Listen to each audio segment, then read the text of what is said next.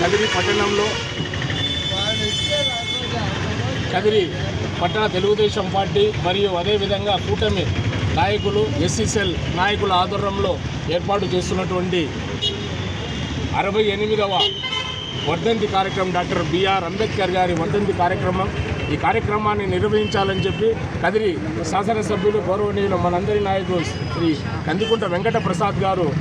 ఆదేశానుసారం ఈరోజు ఈ కార్యక్రమాన్ని కూటమి నాయకులందరితో కలిసి ఈ యొక్క 68వ వర్ధంతి కార్యక్రమానికి విచ్చేసిన కూటమి నాయకులందరికీ పేరు పేరున నా శుభాభివందనాలు తెలియజేసుకుంటూ,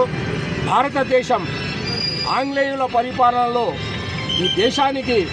దిశాదశ లేకుండా చిన్నాభిన్నం చేసే సమయంలో ఆంగ్లేయులు రూపొందించిన రాజ్యాంగాన్ని మన భారతదేశం ప్రజాతంత్రిక రాజ్యం రావాలి, అందరికీ ఈ యొక్క భారతదేశ స్వతంత్ర ఫలాలు అందాలి, అట్టడుగు స్థాయిలో ఉన్న వ్యక్తులు కూడా ఈ యొక్క భారతదేశ రాజ్యాంగ ఫలాలను అనుభవించాలనే ఉద్దేశంతో భారత రాజ్యాంగాన్ని రచించినటువంటి భారత రాజ్యాంగ committee chairman doctor BR Ambedkar గారు. ఈ కమిటీలో దాదాపు 200-300 మంది సభ్యులు ఉన్నప్పటికీ ఆయన మేధావితనానికి మెచ్చి ఆయన డ్రాఫ్ట్ కమిటీ చైర్మన్గా నియమించినటువంటి మన భారత ప్రభుత్వం ఆ రోజు అప్పటి నుంచి ఇప్పటి వరకు ఈ భారత రాజ్యాంగంలో కొన్ని అమెండ్మెంట్లు చేస్తున్నారు, కానీ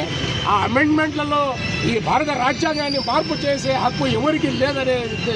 సదుద్దేశంతో చేసినటువంటి ఈ రాజ్యాంగ రూపకల్పన డాక్టర్ బిఆర్ అంబేద్కర్ ఆయన చూపిన బాటలో ఇందాక మిత్రుడు మా శశు చెప్పాడు, అంటరానితనము, 2 గ్లాసుల విధానము,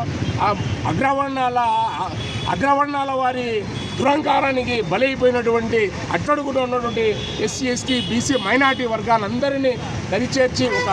రాజ్యాంగాన్ని రచించి అందరికీ ఫలాలు అందాలనే సదుద్దేశంతో నిర్మించినటువంటి ఈ భారత రాజ్యాంగ రూపకల్పనకు మరొక్కమారు మనమందరం ఆయనకు జోహార్లు అర్పిస్తాం. మనస్ఫూర్తిగా ఆయన చూపిన బాటలో మనమందరం నడుస్తాం. మా గౌరవ శాసనసభ్యులందరూ అన్ని కులాలు, అన్ని మతాలకు, అందరికీ న్యాయం చేసే దిశగా ప్రయత్నం చేస్తున్నారని చెప్పి ఆ సందర్భంగా తెలియజేసుకుంటూ కదిరి అభివృద్ధికి పాటుపడాలని ఆయనకు మరొక్కమారు తెలియజేసుకుంటూ ఈ అవకాశం ఇచ్చిన తెలుగుదేశం పార్టీ శ్రేణులు అందరికీ ధన్యవాదాలు తెలియజేసుకుంటాం. జై హింద్.